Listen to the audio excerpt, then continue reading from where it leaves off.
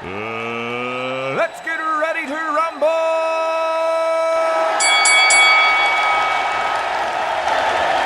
This guy Ozien over here seems to think he's got what it takes to take on Flat Earth. The following is a clip from a debate he had on Modern Day Debates.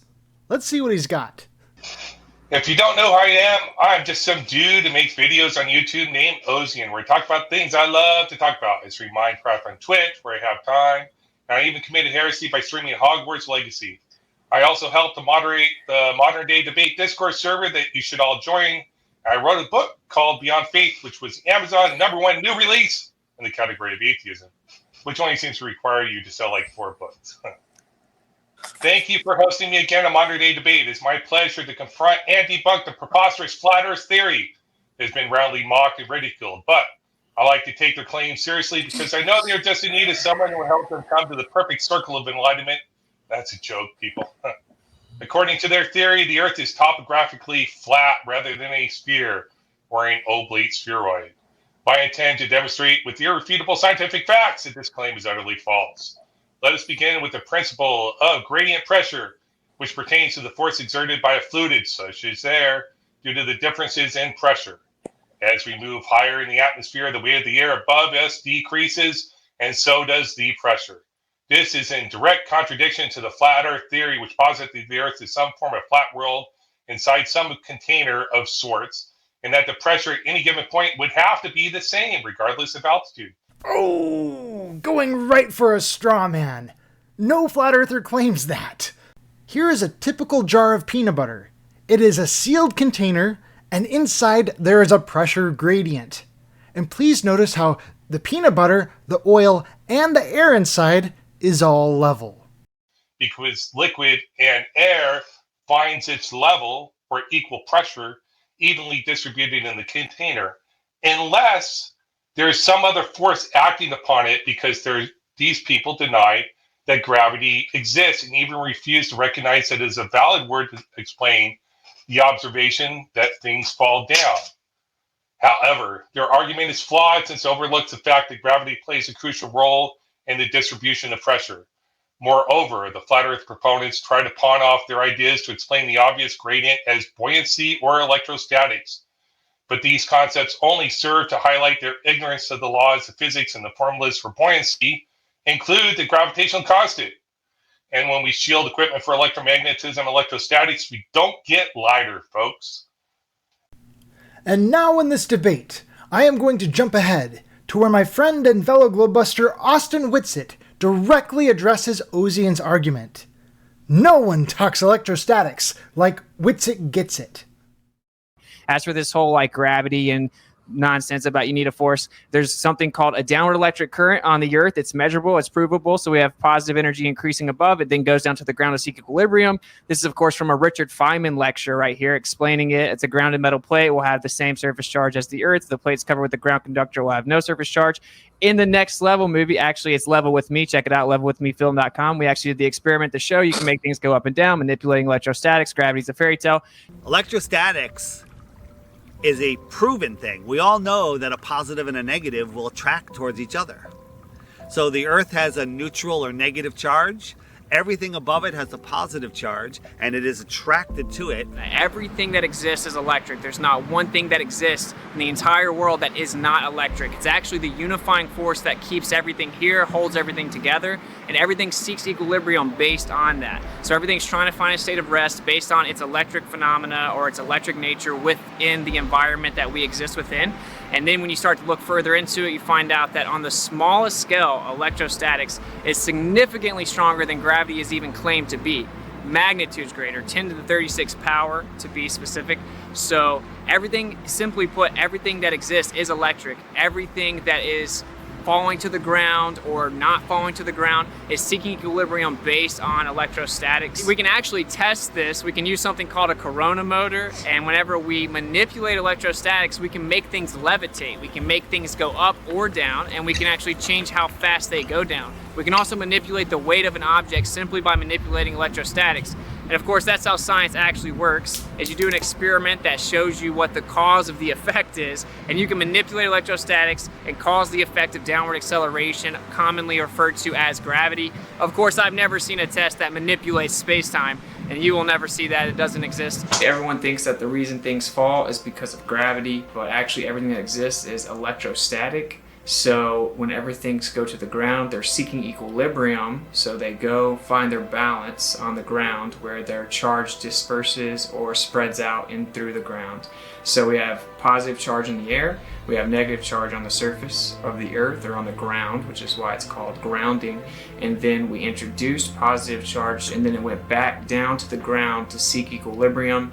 This shows that that's actually what objects do when they fall to the ground. They go to the ground because of the electric forces, and they seek equilibrium on the earth. We knew about it as in the 1950s, even earlier, and it's all been hidden because if humans were allowed free energy, free movement, and able to explore, we would find out what this place is. We'd find out our position in this world. And that's the number one thing. Why are they hiding flat Earth? Why? What's the motive? And the motive is to keep us dumbed down, not knowing who we are, not knowing where we are, not knowing the true power that we have, and not having true freedom. Here's the downward electric current going down to the surface of the earth. So if you deny this, you deny basic, measurable, empirical evidence that can be done by going out in the earth and measuring that there's a measurable downward electric current on the earth. Well, let's not talk about that. All right. Also, you don't need gravity for anything to do with the Earth. You can solve for downward acceleration using a kinematic equation. It has nothing to do with gravity or the idea that mass attracts mass, which is not even what your belief system is anymore. But you can calculate gravity with kinetic energy. I agree. So you don't need it at all. All you need is the height of the ball or whatever is falling. Then you need downward acceleration, what you're solving for, the time and the initial velocity. And this kinematic equation can solve for little a or little g, quote unquote, which is downward acceleration. Everywhere on the earth, for all engineering, anything you use gravity for can be solved completely without the idea of gravity. So electrostatics you're talking about first, the ground grid. I test ground grids. I build things like Faraday cages to protect electromagnetic pulses and stuff like that. Electrostatics, and when we do that, it doesn't float. Do you know what strawman fallacies are? I do. So tell me Did I say a Faraday cage would make something float? No, but it blocks electrostatics. It reduces it. Oh, so it's still there. Okay, and so did you not know that? You don't get lighter though. Let me teach you something. You're just measuring the acceleration of gravity. You're calling it a fact. You're not explaining why that is. You're trying to use electrostatic to prove it is. But where's your independent dependent variable to prove that you change the electrostatic to produce a direct change in the gravitational force that you're measuring, the velocity, the speed of things following? Let me answer this. Okay. So I use a Van de Graaff generator, which has a little belt on it. It creates friction and creates electrostatic charge, and it makes objects float. It'll change their weight, make them go up, and change how fast they go down. Independent variable electrostatics, dependent variable objects going up or down. I manipulated it, showed the cause and effect. Now you do the same thing for gravity. Go. I understand the test you're doing. You're creating an electric field underneath the device, which causes it to hover underneath the device. Is Wrong. that correct? You don't even know how it works. Doing it then? It flips the polarity of the pill based on the two Gaussian surfaces. The field's polarity flips, and then electrostatic transference and induction to the object makes it goes up relative to the polarity of the field. What? Any object? Any object. I've done iron filings, hair, styrofoam, rubber, all kinds of like insulators. Everything that's wood, insulators. Anything. So things. Lead. Well, in order for lead, I have to have more than my Van de Graaff, which is only about 250,000 volts. But yeah, you can make anything float with enough electrostatics. The fact you don't know that, maybe you should go read MIT. How many volts are you using? Around 250,000. I just said that. So can you? So why can't you shield against electrostatics and see that things float? Because the object still has mass and weight and density. So what holds the matter together? So it's not just electrostatics. There's a mass charge equivalence, and this is going to be way over your head, but there's a mass charge equivalence because everything has a fundamental physical constant of elementary charge. So mass and charge, there's an equivalence within that with energy density and electromagnetic vacuum. But what I want you to answer me is what holds the matter together? Go ahead, Van Zoom. I was just saying. On Zoom.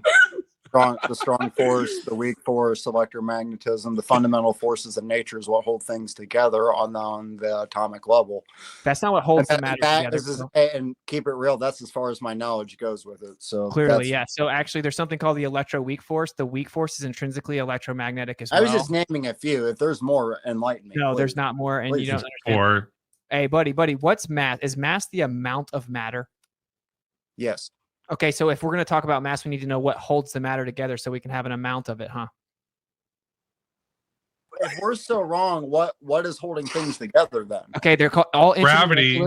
Wrong. All intermolecular molecular attractive forces are electrostatic in nature, and it's 10 to the 36 power stronger than gravity's claimed to be. It's strong and weak nuclear force, electromagnetic. You don't know what that gravity. is. I don't. No, I don't. I'm not a physicist. Exactly. So stop saying stuff you don't know. Are Can you a admit that what holds the matter together is electrostatic? Yes or no? I don't have to understand the process on how it works. Regurgitate a religion. I get it. Yeah, most people don't understand the religion. I accept You guys it have based upon so much- testimonials of people that are Hey experts. guys, in Appeal the to field. authority. And that is how round 1 ends. Ozien admitted he didn't know what he was talking about, and then he made a last-ditch effort to appeal to authority before the conversation shifted to a different topic. Other arguments, however, were made, and you can catch the full uncut debate on Modern Day Debates. There is a link in this video's description. Advance warning though, that particular debate got rather heated and vulgar, so I hope you enjoyed my cut of this. Thank you all for watching.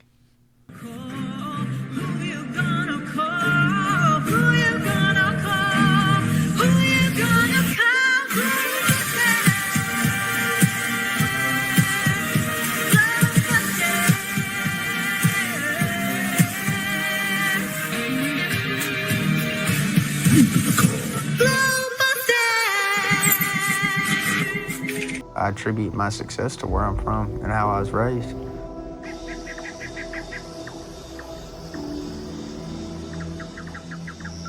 My coaches, my teammates, my family, my friends, that's everything to me. Thank y'all.